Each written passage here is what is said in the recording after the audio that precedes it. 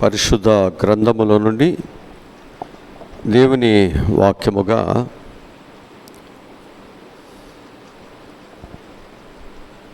కొరింథీయులకు రాసినటువంటి 2వ పత్రిక 11వ అధ్యాయము 23వ వాక్యాన్ని చదువుకుందాం.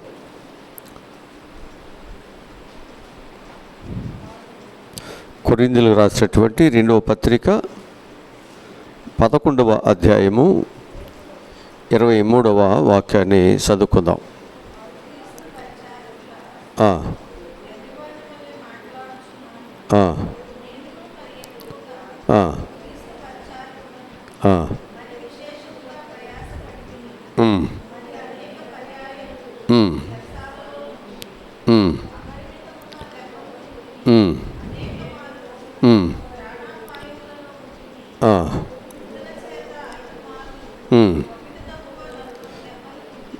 చాలు. ఇక్కడ మనం జ్ఞాపకం చేసుకుంటే అపోస్తలుడైన పౌలు ప్రభువును నమ్ముకున్న తర్వాత, ఆయన ప్రభువు నమ్ముకోక మునుపు అతడు ప్రభువుకి లేక దేవునికి వ్యతిరేకంగా తన యొక్క జీవితము చాలా భయంకరంగా కొనసాగుతూ వచ్చింది. అయితే దమస్క మార్గంలో దేవుడు ఆయన దర్శించిన తర్వాత అతని యొక్క జీవితంలో మరి ప్రభువు కొరకు ప్రయాసపడాలి అన్నటువంటి, ఇక జీవించువాడును ఇక నేను కాదు క్రీస్తు కొరకే బ్రతకాలి అనేటువంటి ఒక తీర్మానము కలిగినటువంటి ఒక వ్యక్తిగా ఆయన ఎలా ఉన్నాడు అంటే ప్రభు కొరకు మరి విశేషముగా ప్రయాసపడేటువంటి వ్యక్తిగా తాను దేవునికి సమర్పణ చేసుకున్నాడు. అంటే సమర్పణ అనేటువంటి దానిలో ఒక త్యాగము కనిపిస్తుంది. దేవుని కొరకు ఎన్ని ప్రయాసలైనా, ఎన్ని కష్టములైనా, ఎన్ని బాధలైనా భరిస్తూనే దేవుడు అప్పగించినటువంటి పనిని మనం దానిని కొనసాగించాలి. సేవ అనేటువంటిది, దేవుని పిలుపు అనేటువంటిది ఇది ఒక ఉద్యోగమో లేకపోతే ఇది ఒక లాభ అపేక్ష అయితే కాదు. ఇది దేవుని యొక్క పరిచర్య అనేటువంటిది చాలా విలువైనది.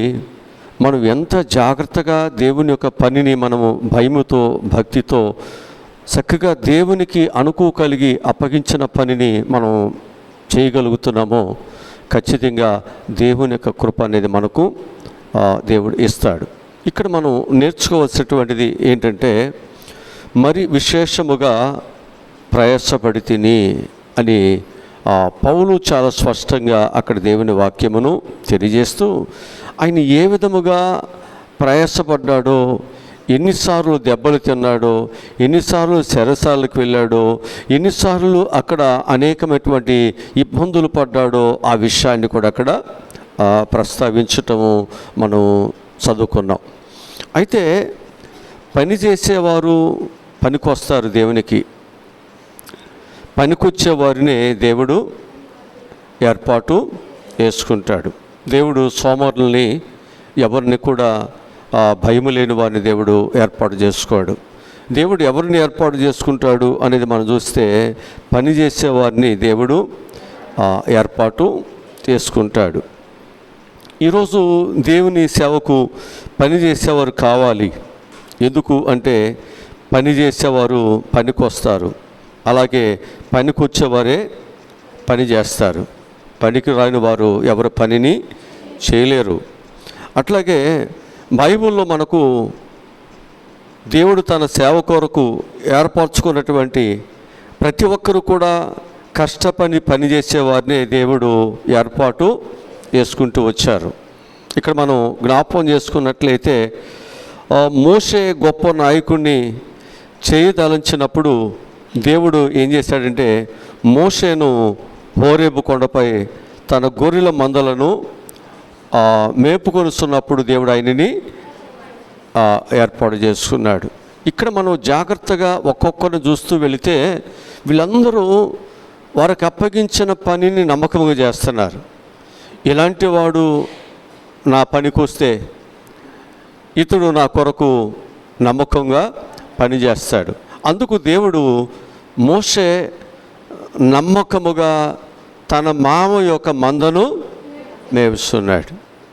ఇది నాది కాదు కదా, నాకేంటిలే, నా కాలాన్ని నా టైం ఏదో నేను గడుపుకుని వెళ్ళిపోదాం, ఇదేదో ఉద్యోగమో లేకపోతే ఏదో ఇంకొకటో కానే కాదు. ఇది మనం ఎప్పుడైతే మనకు ఒక అప్పగించిన పనిని మనం నమ్మకముగా ఆ పనిని మనం చేస్తామో అప్పుడు దేవుడు ఏం చేస్తాడు అంటే నమ్మకమైన వారికి మెండైన దీవులు అనుగ్రహించటానికి దేవుడు వారిని ఏర్పాటు చేసుకుంటున్నాడు. ఆ నమ్మకత్వం మీదే దేవుడు ఆయన ఏం చేశాడంటే గొప్ప నాయకునిగా దేవుడు ఆయనని ఆస్వాదించాడు. నీవు నేను కూడా ఒక సేవకులుగా, ఒక దేవుని పిల్లలుగా నమ్మకముగా కానీ మనం ఉండగలిగినట్లయితే దేవుడు నీ కొరకు ఏదైతే సిద్ధపరిచాడో అది పొందుకునే అర్హత కలిగిన పాత్రగా దేవుడు చేస్తాడు. మనం వచ్చి ఊరికే మనము వెళ్ళిపోతూ ఉన్నట్లయితే మనం ఏదైతే విత్తుతున్నామో, ఏ విధంగా ప్రవర్తిస్తున్నామో అదే దేవుని నుండి కూడా మనకు దొరుకుతుంది, అదే మనకు వస్తుంటుంది. కనుక మనం నమ్మకముగా దేవుని కొరకు మనం ఏం చేయాలంటే నీ కుటుంబం కొరకు నువ్వు నమ్మకం చేస్తున్నావు, నీకు అప్పగించిన పనిలో నమ్మకంగా పనిచేస్తున్నావు, లేకపోతే నీ తల్లిదండ్రులకు నమ్మకంగా పనిచేస్తున్నావు. ఇలాంటి నమ్మకస్తుడే నా ఇంటిలో నా పనిలో ఉండాలి. అదే దేవుడు కోరుకుంటున్నాడు. ఒక మోసగాళ్ళని దేవుడు కోరుకోడు, ఒక అబద్ధికుని దేవుడు కోరుకోడు, లేకపోతే ఒక సోమరిపోతుని దేవుడు కోరుకోడు. నమ్మకస్తుడినే దేవుడు ఏర్పాటు చేసుకుంటున్నాడు.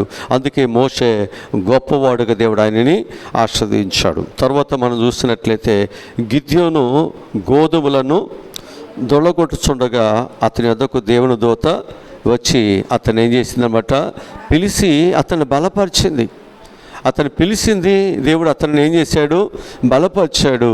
అతన్ని ఏం చేశాడు, ఇశ్రాయేలును రక్షించడానికి దేవుడు ఆయనని ఏర్పాటు చేసుకుంటున్నాడు. పనిచేసేవాళ్ళు కావాలి. కష్టాలలో, బాధలలో కూడా దేవుని కొరకు నమ్మకమైన పని చేసేవాళ్ళు కావాలి. అలాంటి వాళ్ళనే దేవుడు ఎప్పుడు వారికి వెనువెంట ఉండి వారిని బలపరుస్తూ వారి కష్టాలలో, వారి బాధలలో, వారికి ఎదురవుతున్న అనేకమైనటువంటి శత్రుత్వాలు కూడా దేవుడు వారితో కలిసి వారి శత్రువులతో యుద్ధము చేసి దేవుడు వారికి మార్గాన్ని చూపిస్తాడు. అంటే మనం నమ్మకముగా ఉన్నప్పుడు మన యొక్క పరిచర్యను దేవుడు బలపరచటానికి, మన సేవా దినములు ఇక్కడ జరగటానికి దేవుడు ఏం చేస్తాడు అంటే మన పక్షముగా శత్రువులతో దేవుడు యుద్ధము చేస్తూ ఆ సేవకుడు కావలసినటువంటి లేకపోతే అక్కడ పరిచర్యకు కావలసినటువంటి అన్నిటినీ దేవుడు సహాయమును దయచేస్తారు అనే విషయాన్ని నేను మీకు జ్ఞాపకం చేస్తూ ఉంటున్నాను.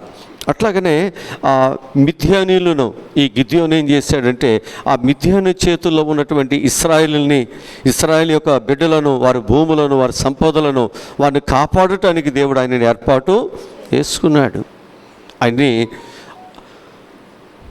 గిద్యోనేమో ఒక బలహీనుడుగా, ఒక దొంగసాటున తన సొంత పొలమును, తన సొంత పంటను ఆయన తెచ్చుకోవటానికి లేకపోతే నూర్చుకోవటానికి ఆయన ఏం చేయాల్సి వచ్చిందంటే ఒక దొంగవాడులాగా వెళ్ళి అక్కడ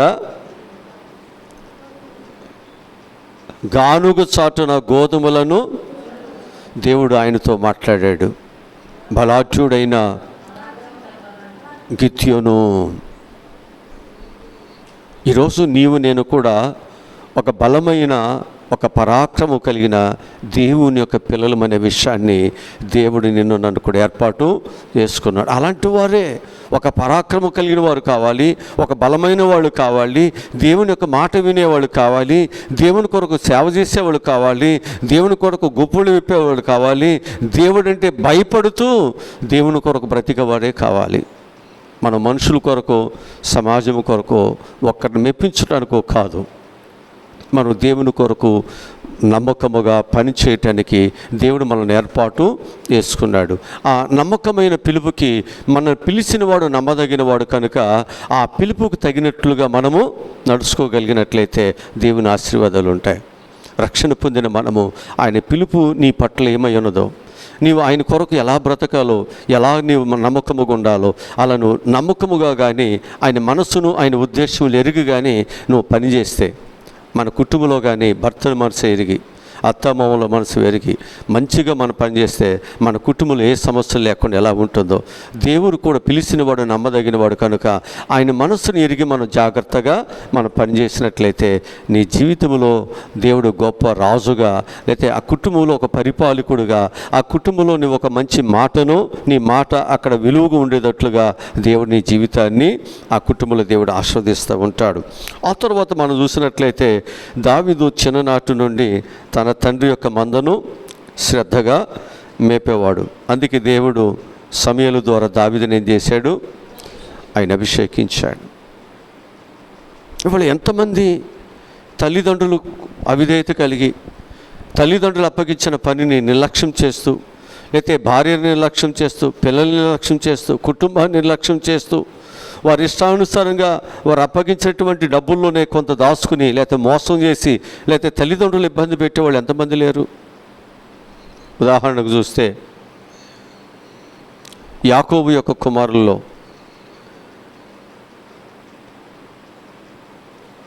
అనేక మంది తండ్రిని ఏం చేస్తున్నారు? మోసం చేస్తున్నారు. తన తండ్రి యొక్క మందను వాళ్ళు ఏం చేస్తున్నారు? అమ్మేసుకుంటున్నారు. అమ్మేసుకుని ఏం చేస్తున్నారు? వారి యొక్క చెడు అలవాట్లకు వాటిని ఖర్చు చేస్తున్నారు. దానిని ఎరిగినటువంటి యోసేపు ఏం చేశాడు? ఇది మీరు చేయటానికి మంచిది కాదు, ఇలా చేయకూడదు. మీరు తండ్రి యొక్క మందను మనం ఏం చేయాలి? నమ్మకముగా దానిని మనం చేయాలి. దీనిని మీరు అమ్మేసుకుని ఏం చేస్తున్నారు అంటే, ఏదో పూలెత్తికిపోయిందనో, లేదా ఏదో ఒక జంతువు పట్టుకుపోయిందనో మీరు వెళ్ళి తండ్రికి అబద్ధాలు చెప్పి ఏం చేస్తున్నారంటే తండ్రి నమ్మకాన్ని మీరు పాడు చేస్తున్నారు. పిల్లలమనే కదా అప్పగించింది, పరాయి వాళ్ళకి అప్పగిస్తారా? కనుక అప్పగించినప్పుడు ఏం చేయాలి? తల్లిదండ్రులు సంతోషించినట్లుగా మన పనిని మనం చేయాలి. ఆ పని చేయలేకపోవటాన్ని బట్టి తండ్రి యొక్క ఆశీర్వాదాలు వారికి కోల్పోయారు. తండ్రి దృష్టిలో వారు దోషులుగా మిగిలిపోయారు. ఒక నీతిమంతుడు ఉన్నటువంటి యోసేపును దేవుడు బహుగా ఆస్వాదించడం జరిగింది. ఈరోజు ప్రియ దేవుని బిడ్డలారా, మనము దావీదు ఎలా ఉన్నాడు అంటే వారిలాగా లేడు, కానీ తండ్రి తనకు అప్పగించిన మందను జాగ్రత్తగా కాపాడాడు.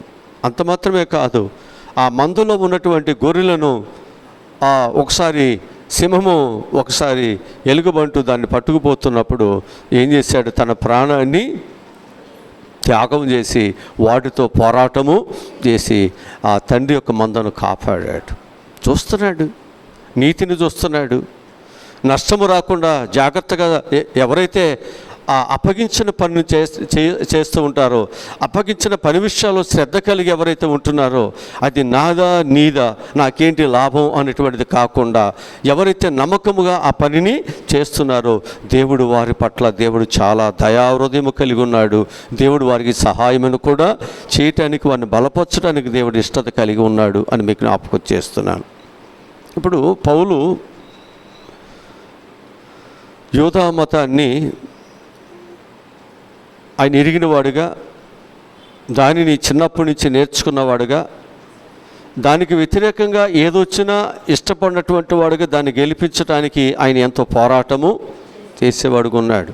అది దేవునికి వ్యతిరేకమైనప్పటికీ, దేవుని యొక్క బిడ్డలకు అది వ్యతిరేకముగా అది కనిపిస్తున్నప్పటికీ, అతనిలో ఉన్నటువంటి ఆ పోరాట పటిమి, అతనిలో ఉన్నటువంటి ఆ నమ్మకత్వాన్ని దేవుడు చూసి దేవుడు ఏం చేశాడంటే, ఇలాంటి వాడు నా పనికైతే ఉపయోగకరముగా ఉంటాడు అని ఏం చేశాడు తెలుసండి? ఆయన్ని దర్శించి ఆయనతో మాట్లాడి ఆయన మనస్సును మార్చి తన పనిలో నమ్మకమైన వారిగా దేవుడు ఏర్పాటు చేసుకున్నాడు. అందుకే ఇప్పుడు ప్రభువు కొరకు ఆ పౌరుషము కలిగి, అలా పట్టుదల కలిగి, అలాంటి నమ్మకత్వాన్ని కలిగి ఇప్పుడు పౌలు దేవుని కొరకు ఎన్ని శ్రమలైనా పడటానికి ఆయన ఇష్టపడుతున్నాడు. ఏ మతము కొరకై ఆయన శ్రమపడ్డాడో ఇప్పుడు నిజమైనటువంటి దేవుని కొరకు, సిలువ కొరకు, సిలువ స్వార్థ కొరకు, మానవుని యొక్క రక్షణ కొరకు, లోకములో చెడులో అబద్ధములో ఉన్నటువంటి వారి యొక్క మార్గముల నుంచి వారిని రక్షించి నిజమైనటువంటి దేవుని యొక్క పాదాల దగ్గర చేర్చడానికి ఆయన ఎంతో శ్రమపడినట్లుగా, ఎన్నో మైళ్ళు ఆయన ప్రయాణం చేసినట్లుగా మనకు బైబిల్ గ్రంథము చాలా చక్కగా మనకు బోధిస్తూ వస్తూ ఉంటుంది. ఆ తర్వాత మనం చూసినట్లయితే ఈ దావీదు నమ్మకముగా ఉన్నాడు కాబట్టి ఇశ్రాయేలుకి దేవుడు రాజుగా ఆయనని ఏర్పాటు ఆయన చేసుకున్నాడు. గొప్పవానికి దేవుడు ఆయనని ఆశీర్వదించుతూ వచ్చారు. ఆ తర్వాత మనం చూసినట్లయితే ఎలీషా తన యొక్క తల్లిదండ్రులు వారికి ఇచ్చినటువంటి ఆస్తిలో ఆయన ఏం చేస్తాడు, పని చేస్తున్నాడు. ఎన్ని అరకలతో? 12 అరకలతో ఆయన ఏం చేస్తున్నాడు, భూమిని ఆయన దున్నుతూ ఉన్నాడు. ఆ ఎడ్ల చేత ఆయన దున్నుతూ ఉన్నాడు. అప్పుడు దేవుడు ఏం చేస్తున్నాడు,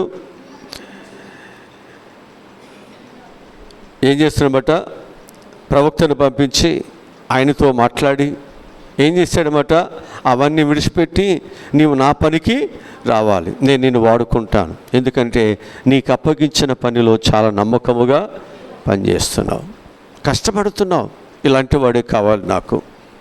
సోమరిపోతుగాను లేకపోతే అప్పగించిన దానిలో నాకేంటి లాభము, నేనేం సంపాదించుకోవాలి అనేటువంటి వాడుగాను, లేకపోతే మరొక విధంగా దేవుని యొక్క పనికి ఆటంకముగాను అభ్యంతరముగాను ఉండేవాడిని దేవుడు ఏర్పాటు చేసుకోడు. దేవుడంటే భయము కలిగి, దేవుడంటే భక్తి కలిగి, దేవుడంటే ఎవరైతే నమ్మకంగా పనిచేయటానికి ఇష్టపడుతున్నారో అలాంటి వారిని దేవుడు ఏర్పాటు చేసుకుంటున్నాడు అని మనకు బైబిల్ చెప్తుంటుంది. కనుక ఈయన 12 అరకలతో ఆయన ఏం చేస్తాడు, భూమిని ఆయన దున్నుతున్నప్పుడు ఏం చేశాడనమాట, ప్రవక్తను పంపించాడు, ఆయనతో మాట్లాడాడు, ఏం చేశాడనమాట, ఆయనని తన పని కొరకు ఏర్పాటు చేసుకున్నాడు. ఆ తర్వాత ఆయన ఏం చేశాడనమాట, ఏలియా తర్వాత ఎలీషా దేవుని పని చేయటానికి ప్రవక్తగా దేవుడు ఆయన ఏర్పాటు చేసుకున్నాడు. ఏలియా తర్వాత ఎలీషాని దేవుడు ఏం చేశాడు, ఒక గొప్ప ప్రవక్తగా ఉండాలి దేవుడు. అందుకు దేవుడు నీ జీవితంలో గొప్ప వాటిని వెతుకుతున్నావు కానీ నమ్మకముగా దేవుని కొరకు బ్రతకటం అనేది మనము నేర్చుకోవట్లా. మనకు అనేకమైనటువంటి పరిస్థితులు కావాలంటున్నాం, లేకపోతే మనకు ఏదో హోదా కావాలనుకుంటున్నాం, లేకపోతే మన ఒక జీవితాల్లో నాకు అది కావాలంటున్నాం. అది కావాలి అంటే ఒకరికి ఏదైనా ఒక అధికారము కానీ లేదా ఒకరికి ఏదైనా ఒక ఆశీర్వాదం కానీ ఇవ్వాలంటే అది దేవుడు ఇవ్వాల్సిందే. అది దేవుడు లేకుండా మనకేది కలగదు. అది కావాలి అంటే మనం దేవుని ఎదుట ఎలా ఉండాలి, నమ్మకముగా ఉండాలి. ఎంత నమ్మకముగా ఉంటే ఇంత పరిశుద్ధమైనటువంటి పరిచర్యలో పనిచేయటానికి దేవుడు అవకాశాలు ఇస్తాడు. ఇది సామాన్యమైనది కాదు ఇది. ఎందుకనంటే దేవుడు మన నడక మన పడక అన్ని జాగ్రత్తగా చూస్తున్నాడు. ఏదో గుడ్డి మెలగా రికమెండేషన్తో ఆయన ఇచ్చేటువంటిది కాదు ఇది. నీ భక్తిని చూస్తాడు, నీ విశ్వాసం చూస్తాడు, నీ ప్రార్థన చూస్తున్నాడు, నీ నమ్మకత్వం చూస్తున్నాడు. చూసిన తర్వాతే దేవుడు తన పని కొరకు దేవుడు ఏర్పాటు చేసుకుంటున్నాడు.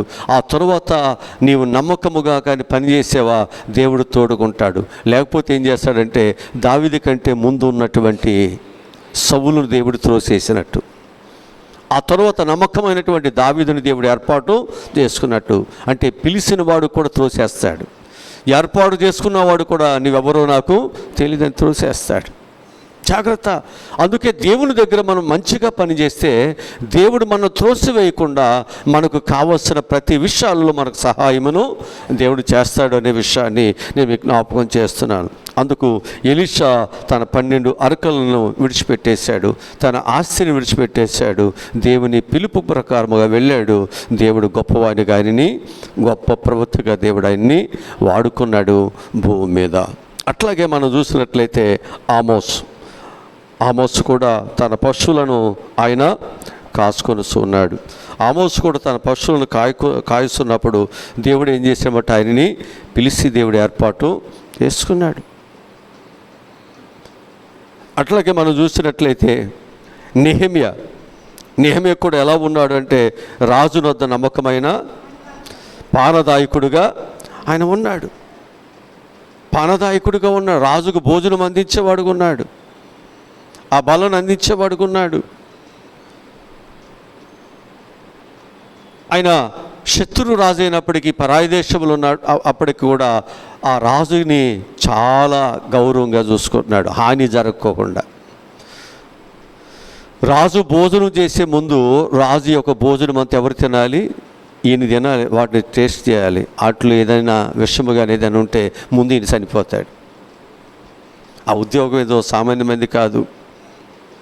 రాజు అంటే ఇష్టం లేక గిట్టక ఎవరైనా ఏదైనా దానిలో విషపూరితమైన వాటిని కలిపితే రాజుకి ఏ హాని జరగకుండా కాపాడుకునేటువంటి ఒక బాధ్యత కలిగిన నమ్మకస్తుడుగా దేవుడు ఎవరిని ఏర్పాటు చేశాడంటే నెహెమ్యాని దేవుడు ఏర్పాటు చేస్తే తనకు అప్పగించిన పని విషయాలు ఎలా ఉన్నాడు? నమ్మకంగా ఉన్నాడు. ఇప్పుడు ఇందిరాగాంధీకి రక్షక భటులుగా ఏర్పాటు చేస్తే వాళ్ళు ఆమెను ఏం చేశారు? కాల్చి చంపేశారు. ఇక్కడ నెహెమ్యా అలా లేడు. నెహెమ్యా ఎలా ఉన్నాడు అనేది చూసినట్లయితే రాజు యొక్క ప్రాణానికి ఏ నష్టము కలగకుండా జాగ్రత్తగా ఆయన చూసుకునేవాడుగా ఉన్నాడు. ఇది ఎవరు చూస్తున్నాడు అంటే దేవుడు చూస్తున్నాడు. అలాగని అక్కడ ఉన్న రాజు చూస్తున్నాడు. ఇప్పుడు ఈ దేవుడు ఏం చేశాడు అంటే ఇలాంటి నమ్మకమైన వాడే యెరూషలేము యొక్క ప్రాకారములు కట్టాలి. ఎవరు పడతాడు కడితే ఎట్లా? ఎవరు పడతాడు చేస్తే ఎట్లా? అక్కడ ఎంతమంది లేరు? ఆ ఊర్లో ఎంతమంది లేరు?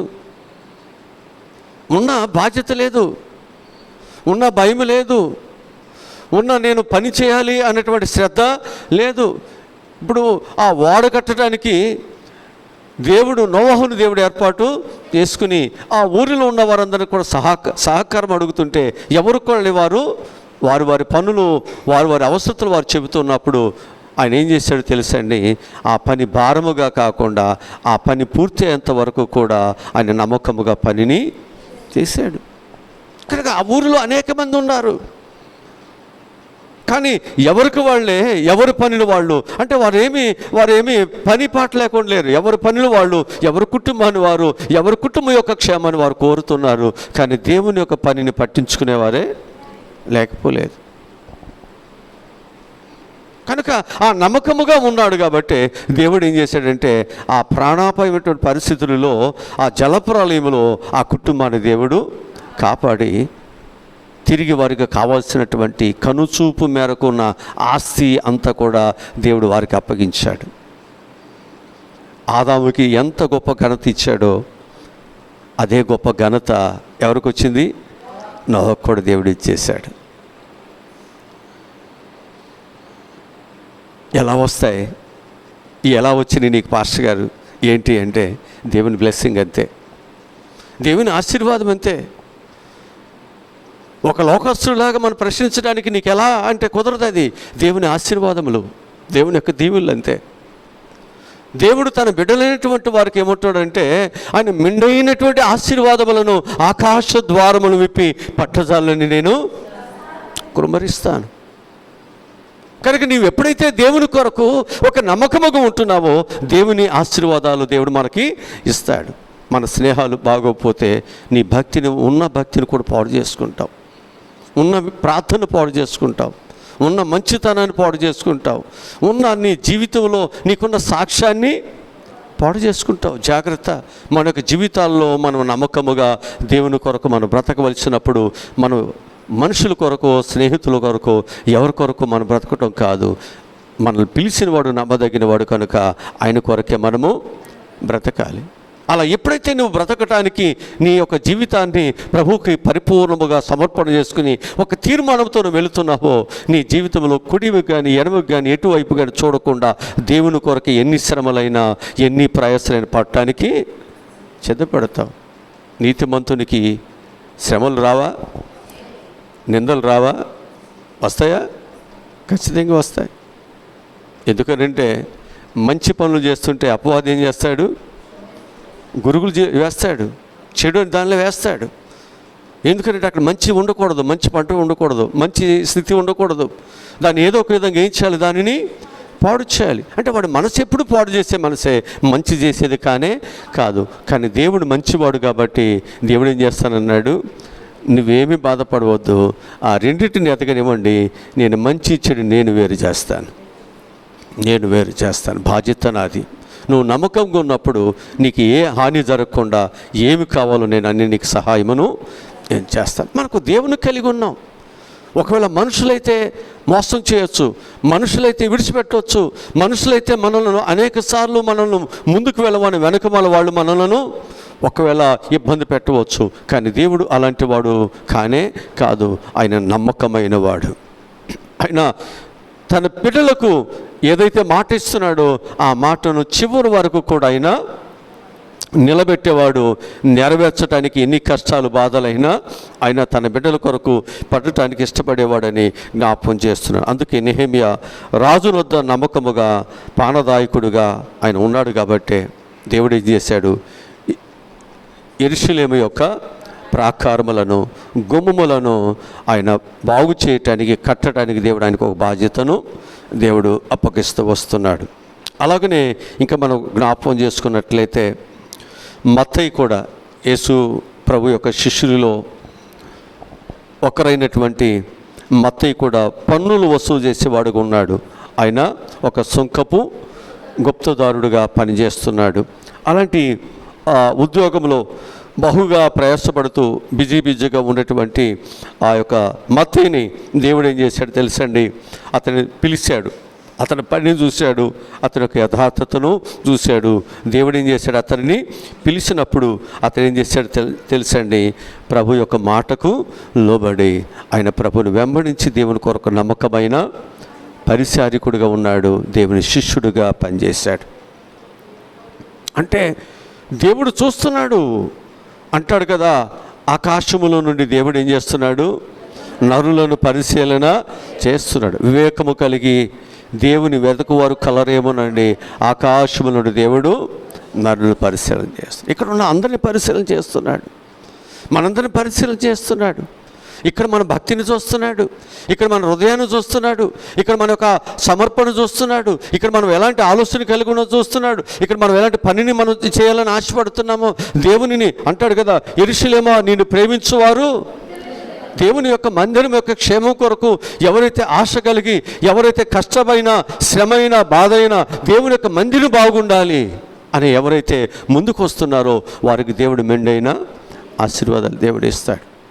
మరి నేను చెప్పగా మీరందరూ చాలా స్పందించారు.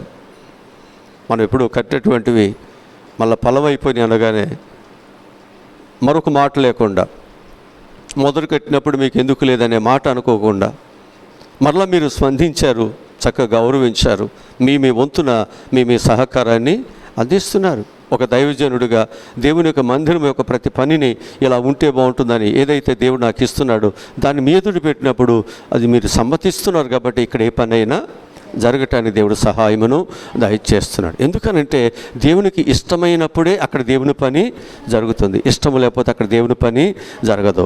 అది ఇష్టం అనుకోండి, ఎన్ని ఆటంకాలు వచ్చినా ఎన్ని అభ్యంతరాలు వచ్చినా దేవుని పని జరిగిపోద్ది, ఆగదు. ఇప్పుడు మన ప్రహరీ కట్టేటప్పుడు ఎన్ని ఆటంకాలు వచ్చినాయి, ఆగినాయా? ఆగదు. ఎందుకని అది దేవుని చిత్తం అన్నప్పుడు, అది దేవుని కార్యం అన్నప్పుడు దేవుడు దానిని ఖచ్చితంగా జరిగిస్తాడు. ఇక ఆయన పూనుకున్నప్పుడు అది ఏది కూడా ఆగదు అనే విషయాన్ని కూడా జ్ఞాపకం చేస్తున్నాను. ఎప్పుడు ఏ పని జరగాలి, ఎప్పుడు ఏ విధముగా ఆ దేవుని యొక్క మందిరం యొక్క స్థితి అనేక విధాలుగా అభివృద్ధిలోకి వెళ్ళాలో దేవునికి తెలుసు. అందుకు దేవుడు తగిన కాలములో నమ్మకస్తులను పనిచేసేవారి కొరకు దేవుడు ఏర్పాటు చేసుకుని, ఆ నమ్మకస్తులు దొరికిన తర్వాత మందిరం యొక్క పరిస్థితులన్నీ దేవుడు మార్చేస్తాడు, పరిస్థితులన్నీ మారిపోతాయి. అప్పుడు వరకు కూడా దేవుడు నమ్మకమైన వారి కొరకు దేవుడు ఎదురు చూస్తూనే ఉన్నాడు. కనుక ఇక్కడ మనం జ్ఞాపకం చేసుకున్నట్లయితే మత్తయి తను సంపాదించేటువంటి, ఎందుకనంటే డబ్బులు అనేటువంటి చాలా ప్రమాదకరమైనది. ధనాపేక్ష సమస్తమైన కీడులకు, ఎలాంటి మనుషులైనా ఎలాంటి వారిని డబ్బు ఏం చేస్తుంది, అంతే మార్చేస్తుంది. కానీ రోజు అనేకమైనటువంటి డబ్బులను ఆయన వసూలు చేస్తున్న తాను ఎలా ఉన్నాడు అంటే నమ్మకముగా ఉన్నాడు. కాబట్టి ఇలాంటి వాడు కావాలి. అందుకు దేవుడు ఆయన ఏర్పాటు చేసుకుని ఆయన శిష్యుడిగా తనంతరము ఆ విలువైనటువంటి పరిశుద్ధమైనటువంటి దేవుని యొక్క పరిచర్యను ఆయన కొనసాగించడానికి దేవుడు ఆయన ఏర్పాటు చేసుకున్నాడు. ఈరోజు ప్రియ దేవుని బిడ్డలారా, దేవుని ఏర్పాటు నీలో ఉన్న మంచిని చూసి దేవుడు ఏర్పాటు చేసుకున్నాడు, దీన్ని పాడు చేసుకోవద్దు. ఇస్కరియోతు యోధాను కూడా దేవుడు ఏర్పాటు చేసుకున్నాడు, మంచివాడే, కానీ కొంతకాలానికి ఆయన చెడ్డవాడుగా మారిపోయాడు. ఒకప్పుడు చాలా నమ్మకమైన వాడు, చాలా దేవుని కొరకు ఆయన మాటను గౌరవించినటువంటి వాడు, అలాంటి తాను చివరాఖరికి ఏమయ్యాడంటే ధనములో పడిపోయి, సంపాదనలో పడిపోయి, చివరాఖరికి దేవుణ్ణి కూడా అమ్మేసే విషయాల్లో ఆయన వెనుతీయలేదు. అందుకంటాడు, నాకు విరోధముగా రూపించబడిన ఏ ఆయుధము వర్ధిల్లదు, ఏ రాజ్యము, ఏ మనుషుడును వర్ధిల్లలేరు. కనుక దేవునికి విరోధముగా కాకుండా దేవునికి అనుకూలముగా దేవుని యొక్క పిలుపుని బట్టి మనం నడవగలిగినట్లయితే దేవుడు నిన్ను గొప్ప నాయకులుగా, రాజుగా, గొప్ప గొప్ప ప్రవక్తలుగా, గొప్ప గొప్ప దేవుని యొక్క పనివాళ్ళుగా దేవుడు ఏర్పాటు చేసుకుని నిన్ను రాజులు ఎదుటి నిలబెడతాడు, ధనవంతులు ఎదుటి నిలబెడతాడు. నేను గొప్పవానిగా దేవుడు నిన్ను ఈ భూమి మీద దేవుడు నిన్ను ఆస్వాదిస్తాడు. తగిన కాలంలో దేవుని దీవులను పొందుకునేంత వరకు ఎన్ని శ్రమలైనా, ఎన్ని బాధలైనా, ఎన్ని కష్టాలైనా దేవుని పిలుపుని బట్టి మనం భరించగలిగితే, ఓర్చుకోగలిగితే, నడవగలిగితే, నమ్మకముగా మనం ఉండగలిగినట్లయితే మెండైన దీవులను మనందరం కూడా చూడగలుగుతామని చెప్పి నేను మీకు జ్ఞాపకంలోనికి తీసుకొస్తూ ఉంటున్నాను. ఆ తర్వాత మనం చూసినట్లయితే పేతురు, యాకోబు, యోహాను కదా, వీళ్ళంతా కూడా రాత్రి పగళ్ళు ఏం చేస్తున్నారు? చేపలు పట్టే వారు ఉన్నారు. దేవుడు ఏం చేస్తున్నారు? వారి శ్రమలు చూశాడా? వారు రాత్రి పగలు వారు కష్టపడే కష్టాన్ని చూశాడు దేవుడు. ఎలాంటి వాళ్ళే కావాలి. అందుకన్నాడు, మీరు మనుషులు పట్టే, చేపలు పట్టే జాలరు కాదయ్యా, నేను మిమ్మల్ని మనుషులు పట్టే జాలరుగా నేను చేస్తాను. మీరు రండి. మీరు ఎంత కష్టం ఎట్లయితే ఇక్కడ పడుతున్నారో నా పని కొరకు మీరు పడండి. నేను మీకు ఉన్నతమైన ఇహమందును పరమందును కూడా ఉన్నతమైన ఆధిక్యతలను, ఉన్నతమైన ఆశీర్వాదాలు నేను మీకు ఇస్తాను. ఎప్పుడైతే వారు దేవుని పిలుపును గౌరవించి వారి జీవనోపాధి అటువంటి అన్నిటిని విడిచిపెట్టేసి, వారి వలలను, వారి ధోనిలను అన్నిటిని విడిచిపెట్టేసి ప్రభు దగ్గరకు వచ్చారు. ప్రభు వారికి ఎంతో సహాయమును దయచేసి దేవుడు ఎంత గొప్పవారుగా అంటే వారు ప్రార్థిస్తున్న, వారు వెళుతున్న, వారు నిలబడుతున్న ఎన్నో అద్భుతాలు, ఎన్నో స్వస్థతలు జరిగిపోయి దేవుడు నేను అంత గొప్పవానిగా దేవుడు నేను ఏర్పాటు చేసుకోవాలని దేవుడు ఇష్టపడుతూ ఉన్నాడు. ఎందుకనంటే దేవుని ఏర్పాట్లో ఉన్నటువంటి వారు భూమిని తలక్రిందులు చేయగలిగినటువంటి ప్రార్థనా శక్తి కలిగిన వారు, దేవుని బలమైనటువంటి సాధనలు అని చెప్పి నేను మీకు జ్ఞాపకం చేస్తూ ఉంటున్నాను. కనుక వీళ్ళందరినీ కానీ మనం జ్ఞాపకం చేసుకున్నట్లయితే దేవుడు ఎప్పుడు, ఎన్నడూ, ఎక్కడ కూడా తన పని కొరకు సోమరులను దేవుడు వాడుకోలే,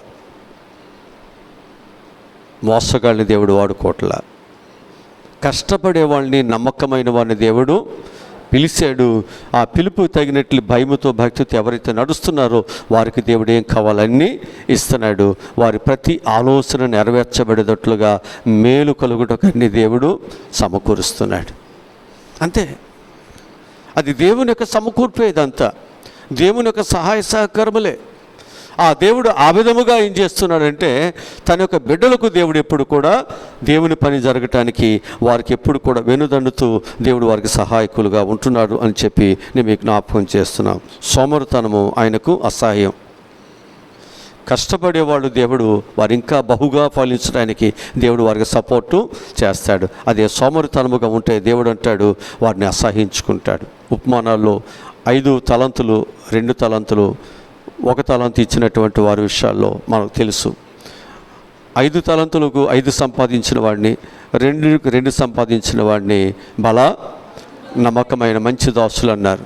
కానీ 1 అతడు కష్టపడుకోకుండా అది భూమిలో దాచిపెట్టేశాడే, అతనేమన్నాడు? చెడ్డ దాసుడు అన్నాడు. తిరిగి అతని దగ్గర ఉన్న తీసేసుకుని ఎవరికిచ్చాడు దేవుడు? ఎవరికిచ్చాడు? అంతే కదా, 5కు 5 సంపాదించినటువంటి వానికి ఇచ్చాడు. కనుక దేవుడు ఏం చేస్తాడంటే నీ కలిగినది కూడా తీసుకుని ఏం చేస్తాడు? ఆ అర్హత కలిగిన వారికి దేవుడు ఇస్తాడు. ఇదేంటి ఇంత ఉందో కదా తీసుకోవటం ఏంటంటే అది దేవుడిచ్చాడు అంతే. అది దేవుడిచ్చిందే. నువ్వెవరు, నేనెవరు ప్రశ్నించడానికి? నీకింతేంటి, నాకేమి లేదేంటి? అంటే దేవుడు యొక్క ఆశీర్వాదాలు మన నమ్మకత్వాన్ని బట్టి, మన శ్రమను బట్టి దేవుడు మనకు సహాయాన్ని దయచేస్తాడు. ఆ చెడ్డవాడికి ఇది ఒకటి కూడా వేస్టే. ఎందుకనంటే దీనివల్ల కూడా అతనికి ఏమి ఉపయోగము లేదు.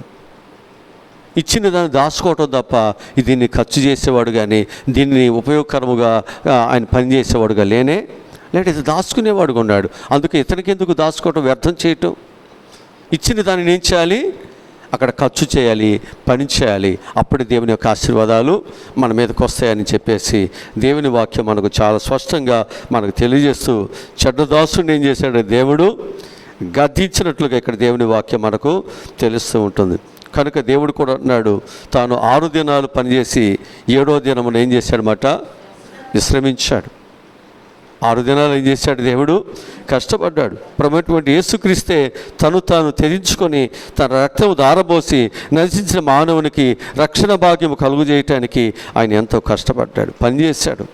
తన కుమారుడు తన ప్రాణాన్ని ధారపోసేంతగా ప్రయాసపడితే మరి మనము మరెంత ప్రయాసపడాలి? మనం ఎంత ప్రయాసపడుతున్నాం? మనం ఎంతగా దేవునికి నమ్మకంగా మన పనిని మనం జరిగిస్తున్నాం? మనలో మన కుటుంబం కొరకు, మన పిల్లల కొరకు కష్టపడుతున్నాం. కష్టపడాల్సిందే. ఎందుకంటే కుటుంబాన్ని పిల్లలు బాగుగా ఎలాలి, కష్టపడాలి, వారి కొరకు మనం సమకూర్చాలి, దాయాల్సిందే. అట్లాగే దేవుని పనిని కూడా మనం అలాగే ప్రేమించాలి. అంటాడు కదా, నీ సొంత శరీరాన్ని నువ్వు ఎలా ప్రేమిస్తున్నావో, నీ భార్యగా ఉండి నీ శరీరంతో నీతో ఏకీభవించడానికి వచ్చినటువంటి నీ భార్యను కూడా అలాగే ప్రేమించాలి. ఎక్కడి నుంచి వచ్చింది కదా అని ఆమెను వేరుగా చూడటానికి వెళ్ళలేదు. ఆమె నిన్ను అలా ప్రేమించాలి. అలా ప్రేమించినప్పుడే నీ ప్రేమ ముడిపడి ఉంటుంది, మీ బంధం ముడిపడి ఉంటుంది. మీరు శాశ్వత కాలం ఒకరికొకరు తోడుగా ఉంటారు. ఎప్పుడైతే నీలో ఆ ప్రేమ లేదో ఎడబాటు ఉంటుంది. వారు కలిసి జీవిస్తూ ఉంటారే తప్ప వారి మనసులు మాత్రము, వారి హృదయాలు మాత్రము సరిగ్గా ఉండవు. ఒకరి మీద ఒకరి ద్వేషాలు, కోపాలు, పగ, ఒకరినొకరు నమ్మలేరు. ఒకరికొకరు ఇచ్చినప్పుడు వారు ఏం చేశారు నమ్మటానికి వీలైన పరిస్థితి. అందుకని దేవుడు చెప్పేటువంటి మాట ఏంటి అనేది మనం చూసినట్లయితే, మనందరము కూడా కష్టపడాలి. కష్టపడుతున్నటువంటి మనము ఎలా ఉండాలంటే నమ్మకమైన వారుగా మనం ఉండాలి.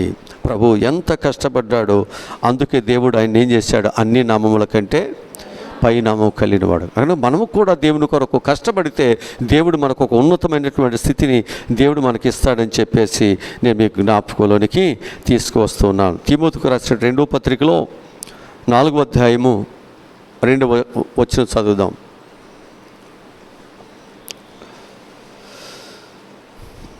తిమోతికి రాసినటువంటి 2వ పత్రిక 4వ అధ్యాయము 2వ వచనం చదువుదాం.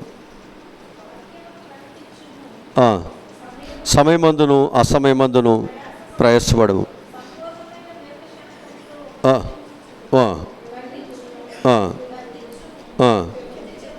5వ వచనం చదువుదాం. అయితే అన్ని విషయములలో మితముగా ఉండము, శ్రమపడము.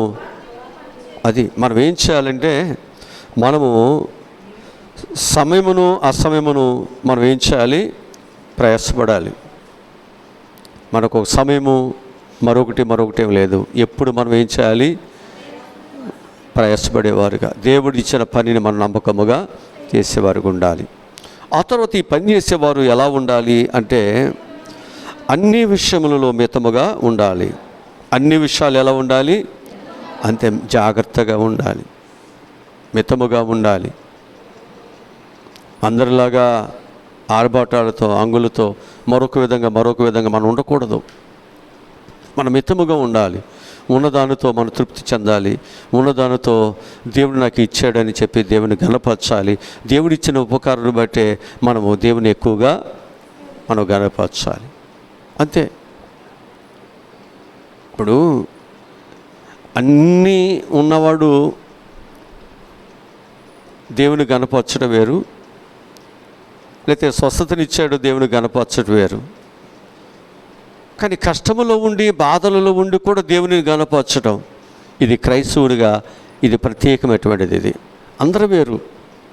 దేవుడు నువ్వు నాకు ఇది ఇచ్చాడు, నేను ఇది ఇస్తున్నాను అని ఒక క్రైస్తవుడు కాదు, అందరూ ఇస్తారు, అందరూ చేస్తారు. ఇది ప్రతి ఒక్కరు చేస్తారు.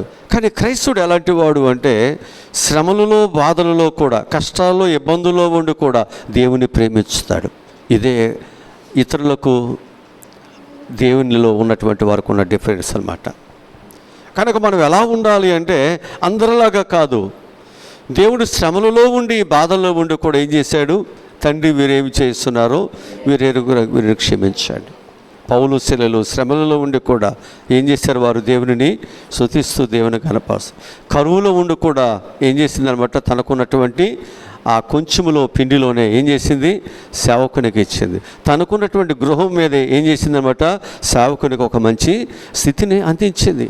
ఈడవుడు మా ఇంటి మీద ఉంటామేంటి, మేము ఇంటి మీద మేము ఓనర్లు, మేము పైన ఉండాలి, ఈడవుడు పైన ఉంటామేంటి? కుదరదు. దైవజనుని దైవానికి ప్రాధాన్యత పైన.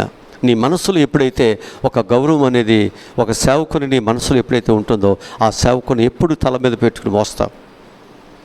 నీ మనసులో ఆ సేవకుడు అంటే ద్వేషము, అసూయ ఉన్నప్పుడు అది ఎలా ఉంటుందంటే, ఆ సేవకుడు మంచి చేస్తున్నా నీకు అసూయగా ఉంటుంది, ఆ సేవకుడు మంచి మాట్లాడుతున్నా నీకు ద్వేషంగా ఉంటుంది.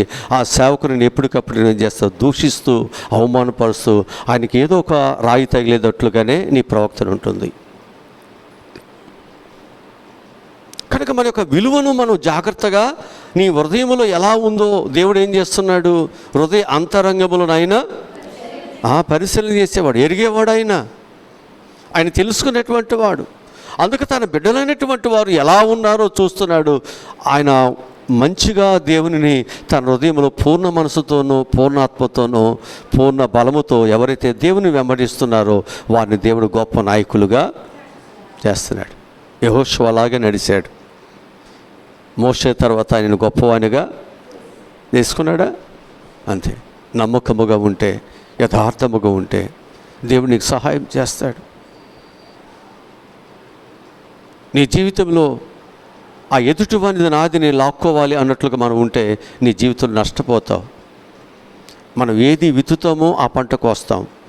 మనం ఏది చేయాలనుకుంటున్నామో అది దేవుడు నీకు ఇస్తాడు. నీ మనసు ఒక చెడుని విత్తుతుంటే ఆ చెడు నీ కుటుంబానికి నీకు వస్తుంది. జాగ్రత్త. అందుకే మనం దేవుని దగ్గర జాగ్రత్తగా మనం ఉండవలసినటువంటి అవసరం మన మీద ఉంది. కనుక మనం అన్ని విషయాల్లో కూడా ఎలా ఉండాలి? మనం మితముగా ఉండాలి. ఆ మితముగా ఉంటూ మనం ఏం చేయాలి?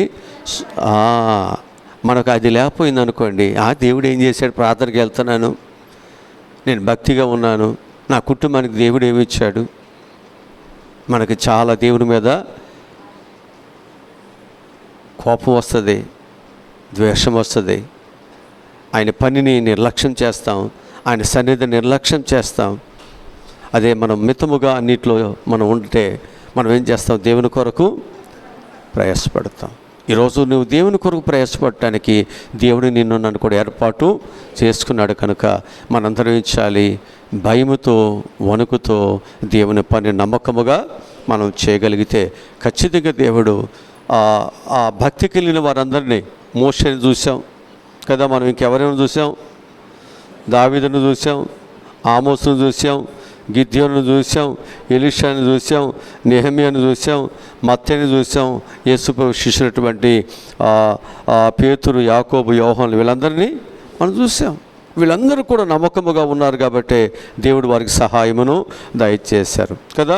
కనుక దేవుడు కష్టపడేవాడిని దేవుడు తన పని కొరకు ఏర్పాటు చేసుకుంటున్నాడు. శోభను దేవుడు చేస్తున్నాడు. కనుక క్రైస్తవులు అనేవారు అంటాడు కదా, ఇశ్రాయేలు సురుకైన వారు, వాళ్ళు సోమరులు కానే కాదు. వాళ్ళు ప్రయాసపడతారు ప్రభు కొరకు, వారు సమర్పణ కలిగి ఉంటారు ప్రభు కొరకు. ఎన్ని కష్టాలైనా ఎన్ని బాధలైనా ప్రభుని వారు ప్రేమిస్తారు. అలా ఎప్పుడైతే మనం ప్రభువుని ప్రేమించేవారుగా నీ జీవితాన్ని ప్రభుకి నీవు సమర్పణ చేస్తావో ప్రభు తప్పకుండా నీకు సహాయం దేవుడు చేస్తాడు. మన హృదయ సమర్పణ సరిగ్గా లేనప్పుడు, మన ప్రవక్తను సరిగ్గా లేనప్పుడు మన ఆలోచనలు ఎలా మంచిగా ఉంటాయి? హృదయంలో చెడు ఉన్నప్పుడు నీ ప్రవక్త చెడుగా ఉంటుంది, నీ మాట చెడుగా ఉంటుంది, నువ్వు మాట్లాడే మాట కూడా దుర్భాషగానే ఉంటుంది. ఒక వ్యక్తికి అసహ్యాన్ని కలిగించేది ఉంటుంది. కనుక నీ మనస్సు ఎప్పుడైతే మంచిగా ఉంటుందో అప్పుడు నీ మనస్సులో నుంచి అనేకులకు విలువైనటువంటి మంచిని పంచే మంచి మాటలు వస్తాయి. వారికి చక్కని మార్గాన్ని చూపిస్తూ వారి సంఘాన్ని ఎలా ప్రేమించాలో, సంఘములో మనం ఎలా చేరాలో, సంఘములో దేవుని కొరకు ఎలాగో పనిచేయాలో, నేను ఏ స్థితి నుంచి ఈ స్థాయికి వచ్చానో మనం కూడా ఇలా ఉంటే నీకు కూడా తప్పకుండా దేవుడు ఈ విధంగా సహాయమును చేస్తారు అని చెప్పి మనం ఏం చేయాలంటే ఎదిగిన మనము అనేకులకు మనం మార్గదర్శకులుగా ఉండాలి. రక్షించబడిన ముందు మనము అనేకులకు రక్షణ పొందటానికి వచ్చేవారికి మనం ఒక మార్గదర్శకులుగా మనం ఉన్నప్పుడు సంఘం బాగుపడుతుంది, కుటుంబాలు బాగుపడతాయి, మనకు జీవితాలు బాగుపడతాయి. దేవుడు కూడా చాలా సంతోషిస్తాడు. ఎంత ప్రయాసపడుతున్నారు అని దేవుడు చూస్తూ దేవుడు మనకు తప్పకుండా దేవుడు సహాయమును దయచేస్తారు అని చెప్పి నేను మీకు జ్ఞాపకం చేస్తూ ఉంటున్నా. జాన్ వెల్సినటువంటి భక్తుడు ప్రభు కొరకు ఆయన కష్టపడినటువంటి వ్యక్తిగా మనకు కనిపిస్తూ ఉంటున్నాడు. అతని దేవుని సేవ నిమిత్తం 2,50,000 మైళ్ళు ఆయన ప్రయాణం చేసేవాడంట. ఆయన రోజుకి సుమారు 35 కిలోమీటర్లు ఆయన ప్రయాసపడేవాడు సువార్త పరిచర్యకి. ఈయన సంవత్సరానికి 5,000 సార్లు ప్రసంగం చేసేవాడంట. 40,000 ప్రసంగాలు ఆయన సిద్ధపరచుకునేవాడంట. ఎన్ని ప్రసంగాలు? 40,000 ప్రసంగాలు ఆయన సిద్ధపరచుకునేవాడంట. ఎప్పుడు ఏ సమయం వచ్చినా ఆయన వాక్యము చెప్పటానికంట. తన యొక్క 83వ ఏదట దినమునకు 13 గంటల కంటే ఎక్కువగా ఆయన ప్రయాసపడేవాడంట. 13 గంటల కంటే ఎక్కువగానే ప్రయాసపడేవాడంట. తన యొక్క 86వ ఏట దినమునకు 2 సార్లు కన్నా ఎక్కువ ప్రసంగించలేకపోతున్నప్పుడు ఆయన బాధపడేవాడంట. అయ్యో, నేను ఇంకా ప్రయాసపడాలని ఉంది, కానీ నా శరీరం నాకు సహకరించలేదని బాధపడేవాడంట. అందుకే పౌలు కూడా అంటాడు కదా, అయ్యో నేను సువార్త ప్రకటించలేకపోతున్నానే అని బాధపడేవాడంట. ఈ సువార్త కొరకు ఆయన ఏం చేసేవాడంటే దినదినము ఏం చేసేవాడంటే ఏదైతే ఆటంకంగా ఉంటుందో దానిని నలుగు కొట్టుకుంటూ సువార్త కొరకు ఆయన సిద్ధపడుతూ వచ్చేవాడంట. కనుక మనము కూడా అనేక ఆటంకాలు ఉన్నాయి. వాటిని జాగ్రత్తగా మనం ఏం చేయాలన్నమాట, తొలగించుకుంటూ దేవుని పనికి మార్గాన్ని మనం ఏర్పాటు చేసుకోవాలి. మనసుంటే మార్గాలు ఉంటాయని దేవుని కొరకు మనం మార్గమును ఏర్పాటు చేసుకుంటే ఆ మార్గములో దేవునికి సహాయమును చేస్తాడు. కనుక మన యొక్క జీవితాల్లో మనము ఈ లోకములో అనేకమైన వాటి కొరకు మనం సుమారు ఒక ఉద్యోగానికి వెళితే 9-10 గంటలు కష్టపడతాం కదా. మనం దేవుని దగ్గరికి వచ్చేసరికి మనం ఎన్ని గంటలు కష్టపడుతున్నామంటే మనం చాలా తక్కువగానే చెప్పుకోవాలి. మనం ఎంతసేపు మనం దేవునితో గడుపుతున్నామంటే మనకు తెలుసు మనం ఎంతసేపు దేవునితో ఉంటున్నాము. అదే మనము బయట పనికి వెళితే కదా 9, 10, 12 గంటలు చేస్తాం.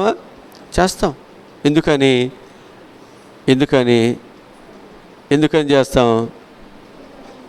అక్కడ డబ్బులు వస్తాయి. ఇకేమీ లేదు, డబ్బులు వస్తాయి. పోటీ చేయమన్నా ఎందుకని?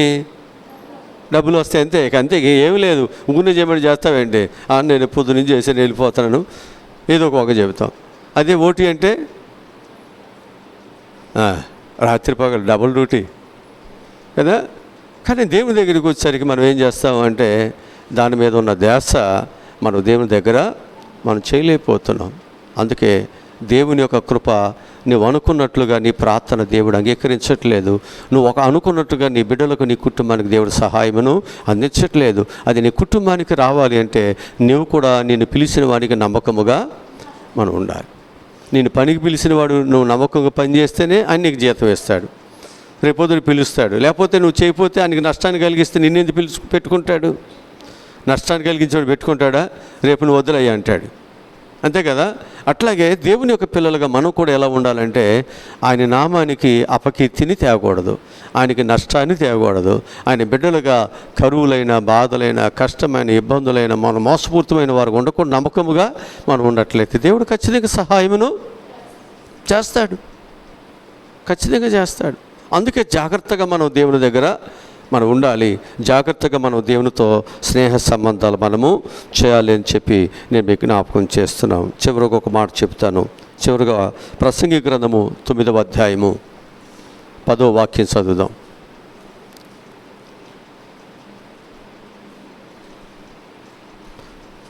ప్రసంగి గ్రంథము 9వ అధ్యాయము 10వ వచనం.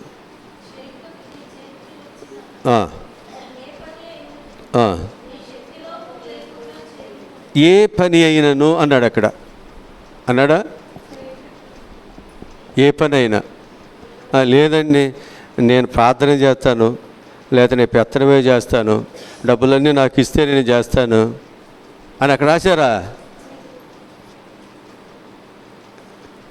దేవుడు తన బిడ్డలైనటువంటి వారికి ఏ పని అయితే దేవుడు నీ అర్హతను బట్టి ఇస్తాడో ఆ పని మనం ఏం చేయాలి? శక్తి లోపం లేకుండా నమ్మకంగా.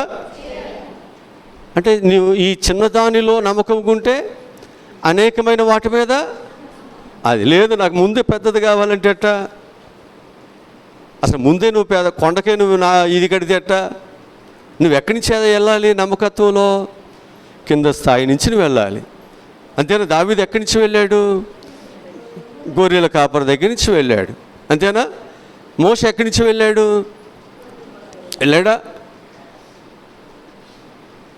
మనందరం కూడా ఒక నమ్మకత్వాన్ని దేవుడు చూస్తున్నాడనేది మర్చిపోవద్దు. అప్పుడు దేవుడు నీకు గొప్ప ఆశీర్వాదాలు ఇస్తాడు. ఇక్కడ ఏమంటున్నాడంటే, నీకు చేయటానికి దేవుడు ఏ పని అయితే నీకు అప్పగిస్తున్నాడో నీ చేతికి నువ్వు బ్రతికి ఉండగా దేవుడు నీకు అప్పగిస్తున్న పనిని నువ్వేం చేయాలి? శక్తి లోపము లేకుండా అది చేయాలి. లోపం లేకుండా చేయాలి. అదే మన బాధ్యత. అంతే. నువ్వు దేవుడు నీకు అప్పగించిన పనిని మనం నమ్మకంగా మనం చేయగలిగితే, లోపం లేకుండా చేస్తే దేవుడు సహాయం చేస్తాడు. మనం చేసిన పని లోపాలు ఉన్నాయి అనుకోండి, ఎవరు ఉపయోగించుకుంటారు? నువ్వు వండినటువంటి కూరలో ఉప్పు ఎక్కువైంది, ఏం చేస్తారు? తింటారా? పారేస్తారా? అంతే. లోపం ఉంటే దాన్ని ఎవరు ఉపయోగించుకోరు. లోపం లేకుండా ఉన్నప్పుడే దేవుడు నిన్ను ఉపయోగించుకుంటాడు. అందుకే నీకు అప్పగించిన పనిలో లోపము లేకుండా, కొంతమంది ఇదేనా నా పని, నేనేంటి, అసలు నా స్థాయి ఏంటి, అవసరమైతే బయట చెప్పులు ఉంటే వాటిని ఒక చక్కగా ఒక క్రమంలో పెట్టవచ్చు. ఏదైనా డస్ట్ నీకు ఏదైనా కనిపిస్తే వెంటనే అక్కడ పని చేయవచ్చు. నీకు అప్పగించిన పనిలో నీకు ఏదైతే దేవుని కొరకు నువ్వు ప్రేమించి చేయాలనుకున్నావు చేయండి చక్కగా నమ్మకంగా. దేవుడు చూస్తున్నాడు. దాని ప్రకారముగా నీ మంచితనాన్ని బట్టి, నీ మంచి ఆలోచనను బట్టి, నువ్వు దేవుని ఎంత ప్రేమిస్తున్నావో నీ పనిని బట్టి దేవుడు చూసి, నీ క్రియని బట్టి దేవుడు చూసి దేవుడు నీకు సహాయమును, క్రియలు లేని విశ్వాసము. కొంతమంది ఉట్టి మాటలే చెబుతారు, జేబులు వచ్చి 10 రూపాయలు తీరు, ఒక పని ఏమి చేయరు. కానీ సంఘమును ఏదో ఉద్ధరిస్తా ఉన్నట్టుగా, లేదా నేను ఏదో చేసేస్తా ఉన్నట్లుగా అక్కడేదో మాటలు. దేవుని రాజ్యం అనేది మాటలతో కాదు, భోజనంతో కాదు, నీతితో కూడింది, భక్తితో కూడింది. ఈరోజు జ్ఞాపకం చేసుకోండి, దేవుని పిల్లలుగా నమ్మకముగా మంచిగా మనం ఉందాం. ఖచ్చితంగా దేవుడు నీ నమ్మకత్వం బట్టి, నువ్వు ఎప్పుడైతే దేవుని కొరకు నమ్మకముగా శక్తి లోపం లేకుండా అప్పగించిన పని న్యాయం చేస్తూ ప్రాణం పోతున్నప్పటికీ కూడా దేవుని కొరకే, అప్పగించిన పని కొరకే నువ్వు నమ్మకముగా కొనసాగుతున్నావు, దేవుడు గొప్ప కృప దేవుడికి ఇస్తాడు. దేవుడి మాటలు మన ఇనుకులు దేవుడు దీవించునుగాక.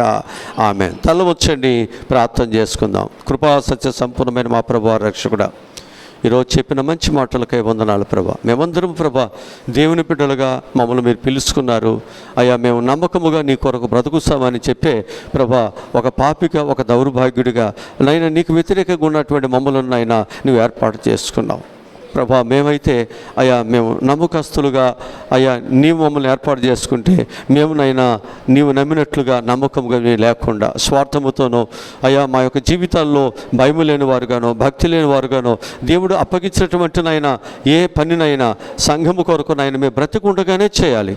చనిపోయిన తర్వాత మేము చేయలేము కదా, మాకు ఓపిక లేనప్పుడు మేము చేయలేము కదా, మాకు సంపాదన ఉన్నప్పుడు మేము దేవునికి ఇవ్వాలి, అది లేనప్పుడు మేము ఇవ్వలేము కదా, మాకు పిల్లలు ఇవ్వాలి కదా, ఒకరి మీద మేము ఆధారపడాలి కదా. కనుక అందుకు అంటున్నాడు, దీపం ఉండగా నువ్వు అనే పనిని నువ్వు చేసుకోవాలి, దేవుని ప్రేమించాలి, దేవుని కొరకు నమ్మకముగా ఉండాలి.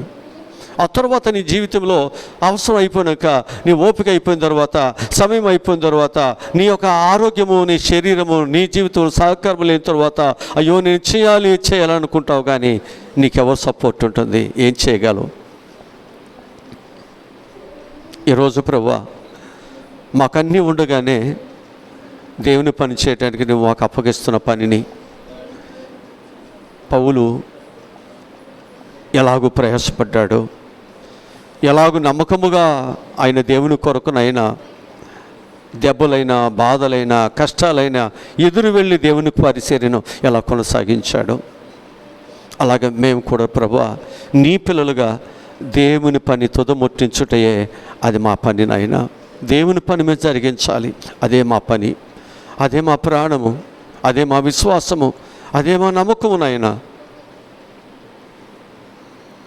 పిల్లలందరినీ చక్కగా విశ్వాసతలోను భయభక్తుల్లోనూ దేవుని యొక్క పరిచర్యలో వారు వంతు సహకారములు అందించేవారుగా, వారి పిల్లలకు నేర్పించేవారుగా, వారి పిల్లలు కూడా సహకారములోనికి వచ్చేవారుగా మేము ముందుండినైనా మా వెనుక మా కుటుంబాన్ని మేము నడిపించుకునే వారికి మేము ఉండాలి.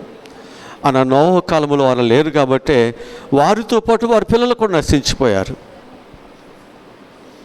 వారు లేరు కాబట్టే నోవాహు ఉన్నాడు, వారి కుటుంబాన్ని ఆ విధంగా నడిపించుకున్నాడు కాబట్టి ఆ కుటుంబాన్ని కాపాడుకోగలిగాడు, తన పిల్లలు కాపాడుకోగలిగాడు.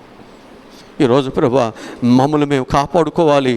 కేవలం మమ్మల్ని మేమే కాదయ్యా, మా కుటుంబం, మా పిల్లలు, మా తల్లిదండ్రులు, మా పిల్లలు, లేకపోతే మా స్నేహితులు, మా రక్త సంబంధులు, మా అన్నదమ్ములు, మా అక్క చెల్లెలు, ఎంతోమంది మా గ్రామ ప్రజలు ఉన్నారయ్యా, మా పిల్లలు ఉన్నారు. వీళ్ళందరూ మేము రక్షించుకోవాలి. దీని కొరకు ప్రభా మా వంతు మేము ప్రయాసపడాలి, ప్రార్థించాలి, వారికి వాక్యం చెప్పాలి, చక్కని సాక్ష్యం చెప్పాలి, దేవుని మందిరం తీసుకురావాలి, దేవుని మందిరం పరిచర్యను వారికి చెప్పాలి, వారి గుప్పలు ఇప్పేవారుగా మేము వారికి పురుకొల్పాలి. ఇది మా బాధ్యతే కదా. మొదటి వరుసలో రుచి చూసిన వారుగా దేవుని పిలుపుకు లోబడి ప్రయాణం చేస్తున్న మా బాధ్యత కదా, వెనుక ఉన్న వారిని నడిపించే వారి బాధ్యత. ఆ విధంగా ప్రభా మేము నడుస్తూ ఉన్నట్లయితే మేము చనిపోయినప్పటికీ కూడా మా క్రియలు అలాగే ఉంటాయి, మా సాక్ష్యం అలాగే ఉంటుంది. నేను పలానా వ్యక్తిని బట్టి నేను దేవుని మందిరానికి వచ్చాను, ఆమె వచ్చి చెప్పడం బట్టి నేను దేవుడు అంటే తెలుసుకున్నాను, ఈ మందిరంలో ప్రార్థనలు, ఈ మందిరంలో క్రమం, ఈ వాక్యం ఈ విధంగా ఉంటుంది, అలా దైవ సేవకుడు ఈ విధంగా ప్రయాసపడుతున్నారని వారు చెప్పబట్టి మాకు అర్థమైంది. చెప్పటానికి దేవుడు నీకు సమయం ఇచ్చినప్పుడు నువ్వు దాన్ని చెప్పలేకపోతే రేపు ఒకవేళ చెప్పాలనుకున్నా నీకు ఆ తర్వాత నీకు ఆ అవకాశం ఉండదేమో.